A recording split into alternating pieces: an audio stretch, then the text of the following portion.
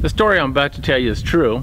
The names have not been changed except for mine. Welcome to As the Key Turns. My name is David Lehman, and I was a guard at USP Marion, the only level 6 Supermax prison in the federal system in its day. And I worked there for 23 years. Right now there's a series on Hulu called Castle Rock. It's a horror series. What I'm about to relate is also a horror that took place in Castle Rock, Washington. A real place, not far from where I grew up. I can think of no worse case I have ever been a part of in my entire 30 years of law enforcement. The memory of those few days has stayed with me for over 40 years. Welcome to my Castle Rock and the story of the case of the missing baby. Before we get started, I'd like to tell you a little about me. I was a prison guard at the United States Penitentiary in Marion, Illinois for 23 years. It was the only level 6 super maximum security prison. We replaced Alcatraz. So that's who I am. And I'd like to ask you to subscribe and hit the bell that notifies you when a new video is released, if you would. And you can also join my Patreon and get a video once a week instead of 1 or 2 a month like you get here. And see the link in the description below. And don't be an ass, hit the like button right now if you would. I was there when it was investigated. I observed the investigation up close and personal. I was a cadet at the time with the Cadet County Sheriff's Office. Sheriff Les Nelson allowed young people between the ages of 16 and 21 to ride along with his deputies and experience real police work. It was a great program. I learned that what I really wanted to do for a living was be a cop. I learned things from those deputies that helped me stay alive. I made a much better detective because of what I saw those men do. This murder in particular demonstrated to me that a real investigation was a careful gathering of evidence. And the facts were the facts, and the evidence was sometimes difficult to gather. The importance of observation and situational awareness was key to making a case against the guilty parties. Also, I saw how deputies handled the collateral damage of crime. You know, the victim is not the only person injured by crime. First things first, let me tell you about the scene of the crime. Castle Rock is a small town in Cadet County, not far from Longview. I used to ride my bike with my pals from Longview to Castle Rock now and then, just for fun. Like the kind of thing you see in another TV show, Stranger Things. Only thing, this was in the 70s, but there was none of that upside down stuff. In Castle Rock, it rains almost all the time. We get something like 70 days a year that are clear. That's 70 days out of 365. To say it rains a lot just doesn't cover it. My wife refuses to move back home for just that very reason. She says the cloudy days are just too depressing. The people there are about like the people in any American small town. They're friendly and clannish. If you need help or are in trouble, they'll help you. None of the big city indifference. They wave at you when you drive by, even if they don't know you. No real big buildings in town, a few stores. If you need something big, you have to drive to Longview. Bust your ass, the hospital's about a 15-minute ambulance ride away in the bigger city. That hospital, the Monticello Medical Center, is where this story started for me. I came into the sheriff's office squad room dressed in my tan cadet uniform 3 days before Christmas, 1979. My uniform was the exact opposite of what the deputies' uniforms were. They had gray pants with a green stripe. I had green pants with a gray stripe. My shirt was gray with green pockets, and theirs was just the opposite. My badge was silver, theirs were gold, so on and so forth. Also, I didn't have a gun, and most of them had revolvers, with a few who had automatics. Today I was riding with Levi Morgan, badge number 126. He'd just been hired. In his patrol area was a house located at 4225 Tower Road. An incident was reported that had taken place at this address, which made it Deputy Morgan's responsibility. That's what Deputy Sergeant Mayfield, badge number 99, told me that morning. I was there when Sergeant Mayfield filled Deputy Morgan in on what had happened and what he was expecting Morgan to do. The sergeant told us, the day before, at 6 in the evening, a Dr. H called the sheriff's office from the Monticello Medical Center, located across the street from where I went to grade school. A doctor said that about 12:30 in the afternoon, a woman was brought in by ambulance. She was bleeding to death from complications of a miscarriage, or so she said. But both he and another doctor examined the afterbirth, and Dr. H had removed from the lady. It appeared to both of these doctors that the umbilical cord was the right size and weight for a full-term baby and not 3.5 months as this woman was claiming. Given that fact, the doctor felt that there was a baby somewhere unaccounted for. The woman's name was Sally Ann Tucker. She was in room 323. 10:30 that morning, Bob Miller, sheriff's office dispatcher, had notified Deputy Detective Nix, badge number 115, by radio that an ambulance was going to be traveling through his patrol area, code 3. They were taking a woman who had just had a baby to the Monticello Medical Center. It took two women, Arlene Ross and Donna Allsworth, about an hour and a half to talk Sally into going to the hospital. The ambulance attendants, Larry Higbee and Cliff Lamont, thought it was really odd that all the evidence of the birth and its bloody aftermath were cleaned up and put into a burn barrel and set on fire.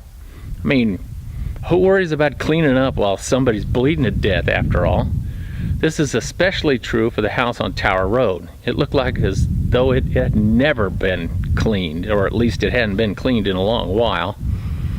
At 6 o'clock, after the call from Dr. H, Deputy Rasha, badge number 106, went to the hospital, and on the way radioed Detective Riley to meet him there.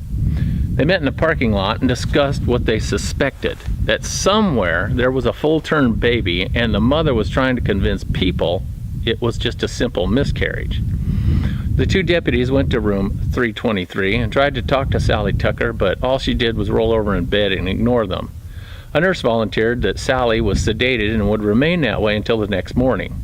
The two cops decided to go try and find the house. They checked with the administration staff of the hospital, but they were unable to get an address other than Tower Road. It's all Sally had told them. The officers decided to wait until morning when they could talk to Sally. Earlier that evening, when Arlene Ross got to the house on Tower Road, she could see that Sally needed urgent medical attention. She called the sheriff's office dispatch and told them who she was and where she was at. She asked that an ambulance be sent to stand by, since Sally refused to go to the hospital. Mrs. Ross said that when Sally bled enough to lose consciousness, they could transport her unless she agreed to go sooner.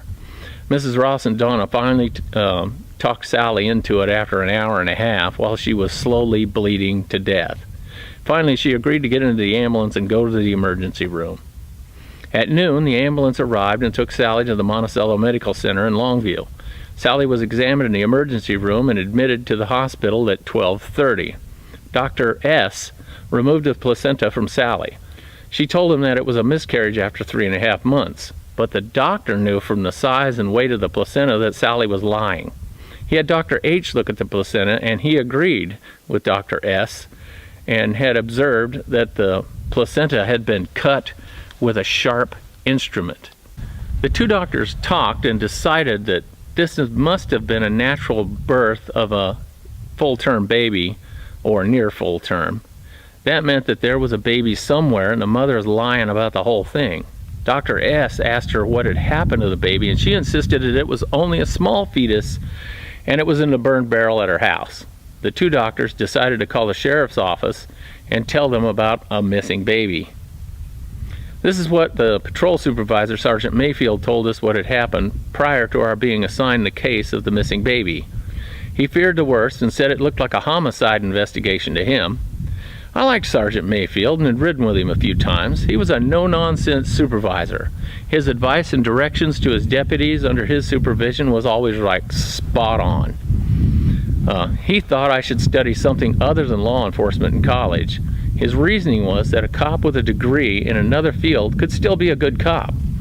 But a person with a degree in law enforcement who couldn't be a cop for whatever reason would have wasted all that time going to school. The next morning, the same day I was in the squad room, Detective Nix was assigned the case by Sergeant Mayfield. After Nix was briefed, he recalled the ambulance run from the day before. He went to the dispatch center, which is located in the same building as the sheriff's office. There, he located the dispatch card that Bob Miller had filled out with the address and the ambulance run. It was 4225 Tower Road, Castle Rock. All the evidence pointed to a homicide at this time. Detective Nix requested that he have some assistance with the case since it was going to require a lot of legwork. Murder always does involve a lot of mundane evidence gathering. That's when Deputy Morgan was assigned to assist Detective Nix, and I, as his ride-along, did just that. I rode along and observed my first murder investigation. We all went to the Monticello Medical Center to see if Sally would talk about what happened. I stayed in the waiting room near the ER. As usual, Deputy Morgan gave me his radio and told dispatch a phone number to call him if they needed him. I got the make-work job of waiting up for any calls and taking notes so I could tell Levi what the contents of the conversation I had was with dispatch while he was away. You know, most of the time they didn't call, but you know, it made me feel better, like I was part of the team and helped in some way. In a small way, I suppose I was some minor help, you know, in the days before cell phones.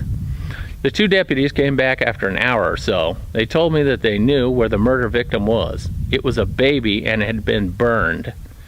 Nix wanted to have me switch partners or go home. He felt that I had just turned 18 and seeing a dead, burned baby was going to be a little strong for me. Morgan said he could see to it that I was not exposed to anything I couldn't deal with. Nix then said that the other concern he had was that I wouldn't keep the details of the investigation confidential. Morgan told him I had been at the sheriff's office longer than he had, and he'd never had any problem like that in all the times we'd worked together. Nix then read me the Riot Act on confidentiality of a homicide investigation and all the ways I could screw up the conviction by talking about what I seen and heard. I was even prohibited from taking notes on the case, which was my usual practice. I put away my pencil and notebook, and we headed out to Tower Road near the North Fork of the Toutle River. On the way there, Morgan told me that Sally had said that the baby was born dead, that it was only 3.5 months old. She stuck to that story. But he said that the body was put in a burn barrel and set on fire so that the dogs at the house wouldn't eat it. Morgan said that we were going to go and try and find the body and get to the truth of the matter, but that things looked bad for Sally as it was.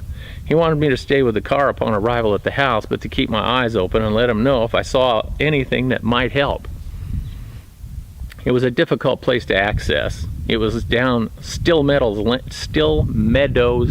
Let me get that out. Still Meadows Lane. Then a long dirt road, which was the driveway to the house, and it was about 100 yards long, this driveway. And the house itself was only 75 yards or 100 yards from the North Fork of the Toutle River. So it's far off the beaten path that even today Google doesn't have a street view anywhere in the area. The perfect place to cover up a murder if you were so inclined, and Sally was so inclined. We pulled up in front of the house at almost 11 o'clock in the morning. It was tucked back into the evergreen trees. The place had several outbuildings and shed, and there was a lot of stuff that I can only describe as junk and crap. It was a real rotten house. Now, this is the first part of this video, and soon you'll see the second part.